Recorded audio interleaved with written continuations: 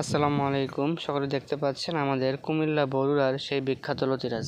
আমরা বলি আমাদের এই লতাগুলা কেন বিখ্যাত আর বরুড়াই বা কেন লতার জন্য বিখ্যাত, কারণ হচ্ছে আমাদের এই লতাগুলা বিশ্বের প্রায় 52টির উপরে দেশে ইম্পোর্ট হচ্ছে।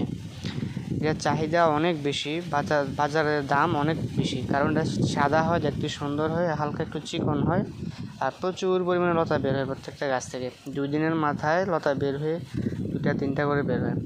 তো যার জন্য একটা কৃষক ধান বাদ দিয়ে যদি এই লতিটা চাষ করে তাহলে সে 100% লাভবান হতে পারবে।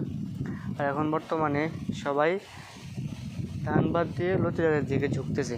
এর একমাত্র কারণ হচ্ছে এটার ফলন আলহামদুলিল্লাহ খুব ভালো। সো যারাই চাচ্ছেন চারা নিয়ে চাষ করার জন্য অবশ্যই আমাদের সাথে যোগাযোগ করবেন, পরামর্শ নেবেন, তারপর চাষ করবেন।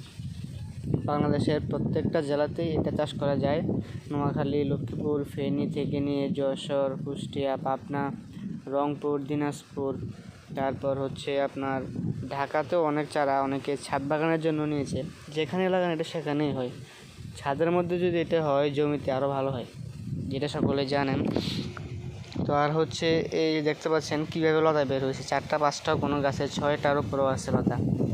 তো এই লতা অনেকে চাষ করতে পারেন না, আগে চাষ করেন নাই, নতুন কীভাবে করবেন। এটা একদম লাগানোর স্যাম্পল, কাদা মাটি করে জমি চাষ দিয়ে তারপর হচ্ছে লাগিয়ে দিবেন। 1.5 মাস বয়স থেকে এরকম ফলন আসবে।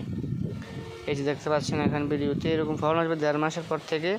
তারপর 2 মাসের পর থেকে প্রথম যেভাবে দেখালাম ওইভাবে গাছ বড় হবে। যত গাছ বড় হবে আপনার অতই ফলন বেশি আসবে। আর আপনার মাঝে মধ্যে একটু সার দেবেন হালকা, বাস। জমিতে 1-1.5 ইঞ্চি পানি যদি থাকে সবসময়, তাহলে সেক্ষেত্রে আর ভালো হয়, কচু গাছের গ্রোথ সবসময় ভালো থাকে। তো উঁচু মাটিতেও হয়, মাঝে মধ্যে পানি দিতে হয়, এতটুকু। জমিতে অনেক আগাছা, এটাতে আমরা আগাছাগুলো পরিষ্কার করে দেবো, তারপর আলহামদুলিল্লাহ খুব সুন্দর হয়ে যাবে। এই আমাদের সাথে অবশ্যই পরামর্শ করে আপনারা চারা নেবেন। আর অনেকে ধান করেন, ধানের মধ্যে ভাই প্রচুর পরিমাণে লস, কামলা খরচ সব কিছু দিয়ে দেখা যায় সমান সমান থাকে টাকা, অথবা একদম লস হয়। তো আমরা বলবো ধান করে আপনি কোনোদিনও উপরে উঠতে পারবেন না, আপনাকে ভিন্ন কিছু করতে হবে। আপনার 5টা জমি আছে, 4টাতে লতিরাজ করেন, একটা ধান করেন খাবারের উপযুক্ত হিসেবে।